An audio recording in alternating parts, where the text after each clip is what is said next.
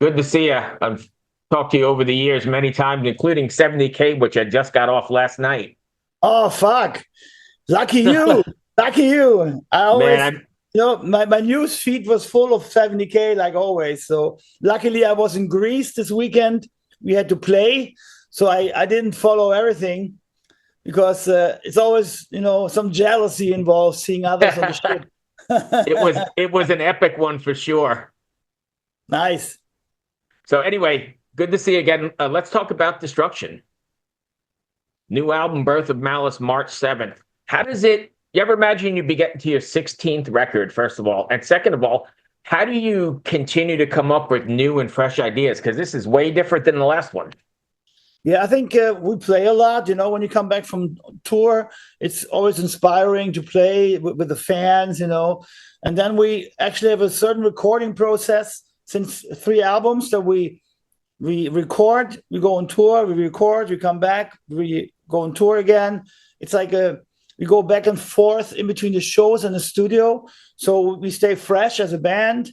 We don't like overdo the studio too much. And once we come from the tour again, it's always exciting to produce a new album. Right. So this way we stay fresh, and this way the recording and the writing process is not so strict and so limited and so time limited. Also, sometimes it's like now you have to work. You booked the studio for 4 weeks, record, and you're like, oh, wait a second, I don't feel so well, and I don't feel inspired. So this and you're way, pressured.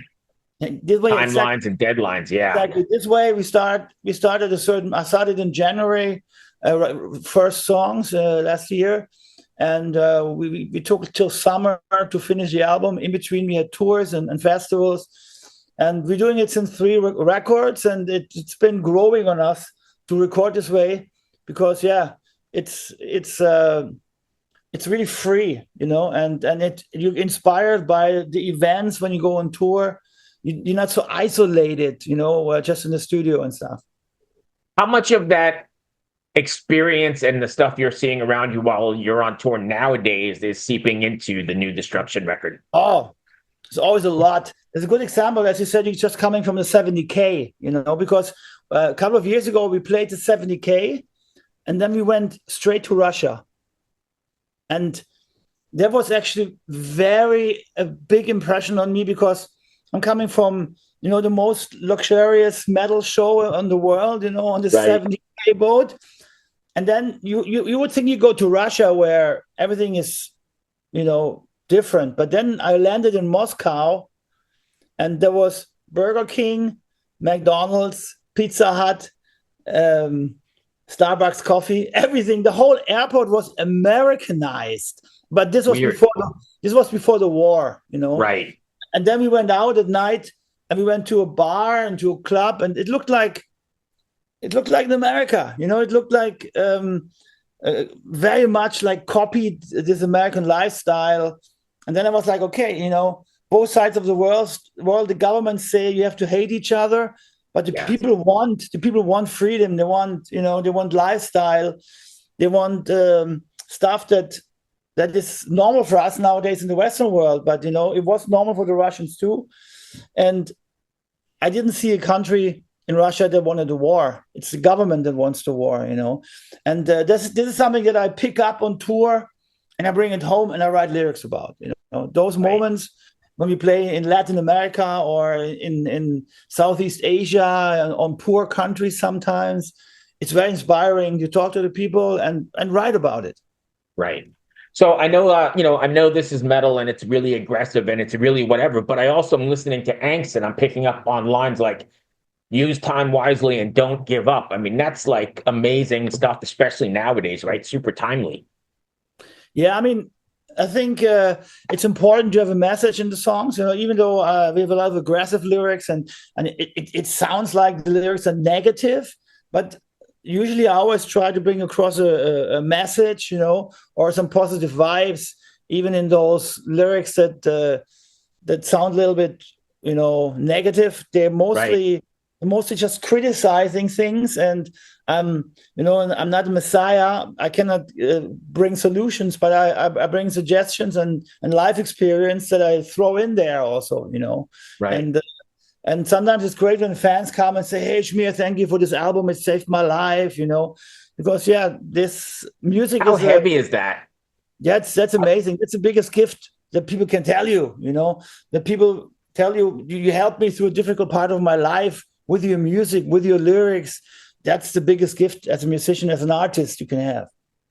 Do you feel a sense of responsibility then to keep up that message, or a sense of responsibility to your fans to write that kind of stuff? I mean, I write like free-minded, Sometimes I'm like, okay, can I really write that? And is this too heavy? And does it have too much nasty words in there? Right. But in general, I think art should not be censored, So I'm trying to write stuff that I really feel. There's a song on the new album called "Dealer of Death," which is Right. talking about the chemical romance between the biggest German chemical company and the German government after the Second World War. They basically produced the gas for the gas chambers, and they Right. never got to be really responsible for it, So as a German, to write stuff like this can also bring you a lot of hate, because this company is big, they're very influential, and they don't like to hear this, Also, Right. they employ a lot of people, They employ a whole city basically, but it's a fact that they never got to pay their responsibility, Right. So yeah, sometimes I think about, should I do this? But then, I'm a little punk at heart, Right. I don't like limitations. So I was also thinking Fast as a Shark on this record. I wanted to know why you chose that one, but it's also interesting because I just interviewed Udo on Sunday, and I can't even believe he's still going at his age, and he sounds great. Yeah. This is crazy. We have a lot of those rock stars that influenced us, and they're now turning like 70 now, and they're still Yeah. going, and they're going strong. Priest, Maiden, many of them, of course, Udo and Accept. And for us, Accept, Fast as a Shark was the song of our youth. It influenced us so much with the riffing, the speed, the soloing, the vocals. The catchiness of the song also was tremendous. And a lot of my punk friends that hated metal came to me and were like, play me the song again from Accept, because also the intro making fun about German country music was ridiculous at the time. It was kind of a little revolution for us as kids, because Right. you basically criticized the music of your parents, Oh, yeah. And I think that's what every generation does. Sure.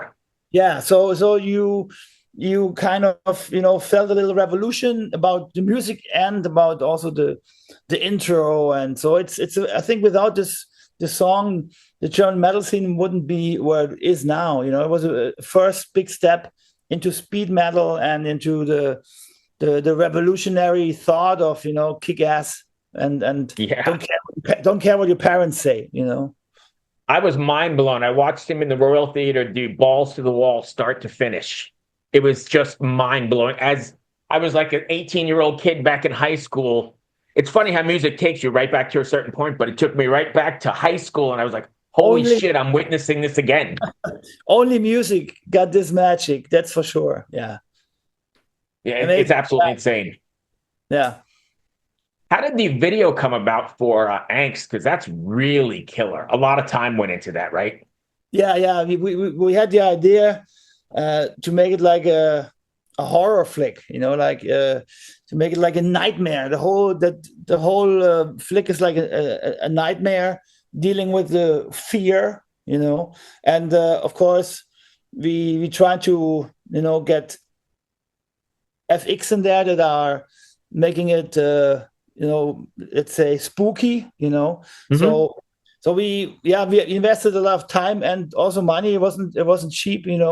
Even people say, oh no, this is the new way of producing nowadays, it's too much computerized and blah blah, but a lot of the material is really filmed, and of course there's some FX in there, but those is not this is not cheap stuff. I mean, Right. it's basically stuff that is expensive, but it was worth it to do, because this way, we could express this fear and this song that spreads this atmosphere. This how Right. is it? It's like the song has a special atmosphere, and we wanted to transport it into the music video, and therefore we had to do it like as basically as a nightmare, as a spooky nightmare. Right. I think it's funny how like fans or just people in general are sort of against embracing technology and using effects, like you said, because I think if you balance it right, it definitely helps everything. I mean, it's got to be a fair balance. You don't want to go out and hit play button on the computer and play, but I think you need to embrace it to at least be competitive, right? Yeah, of course. And you got to see that without those effects, none of the movies you're watching nowadays, none of the series you're watching will work. It's everywhere. Hollywood is using it since years, and now for music videos, if you exactly like you said, if you control it and pace it right and dose it right, then it's of course a great tool to use to make better music videos and stuff. Of course, when it comes to something like an album cover, I always prefer to pay a real artist, because the artist is living from the art, so I'm supporting the art. Right. But when it comes to special effects, now we finally have special effects that are affordable and don't cost us $50,000. They just cost us like $5,000, Right. And why not using them then? So, and if you dose them right, it will make everything better. Also, in general, AI will help us to control certain things, maybe also to control the internet better with all the hate that is going on. In the future, stuff has to be regulated. And of course, some of the new technology will be good for that, And I think we have to see, the problem is humans are greedy and mighty for power. They want to have control, and we need to control the AI, that's for sure. We need to control all the new tools that are coming out now. And otherwise, we're going to have the Matrix or the Terminator future. We don't want that. Right. I mean, you said it right on the nose, right? Absolute power corrupts absolutely. And you're seeing that everywhere, including here in the States. It's insane where we are. Yeah. Yeah. I mean, it's the new world, right? I mean, a couple of years ago, everybody was like, oh, streaming is bad. Now everybody's streaming, Right. Lars was onto something 30, 40 years ago. Exactly. Lars got slaughtered for something that was actually a good idea. And he failed to get the government involved to control this bullshit. And now we're all suffering from it, Right. Pandora's box is open for sure. Yeah. At the end, I'm not against streaming. I'm just against the underpayment of streaming, and right. And that's the true fact that those CEOs and those companies make far too much money, and the artist gets just pennies, and many artists get nothing because he doesn't pay out until a certain amount of money, and if you see you only earn like 0.002, like 2 zeros behind the comma, cent a song. There's a lot of bands that don't make those $1,000 in the time period that you need to get your accounting, and if you count it higher and you see, let's say there's 100,000 bands that don't make it to 1,000, he keeps 100 times 1,000 euros for himself. Yep. That's not a fucking fair model of distribution of music. I know this has nothing to do with the destruction, but we just went down this rabbit hole for a second, so indulge me. What do you think is going to happen here? Is this going to discourage people from creating more metal and more art? Or is I think the problem is that young bands cannot afford to record anymore and to distribute their music. That means at one point we're going to have AI music and no more young bands because it's easier, and that is a terrible dead end, so we need to support real music, we need to support real art, and therefore it's important to go to concerts, to buy merchandise and support the band. And there's nothing evil about listening to Spotify. It's a new tool, we have to use it. Sometimes people say, yeah, go to Bandcamp, it's better paid, which is true, but not everybody's using Bandcamp. And and as you said, the Pandora box is open.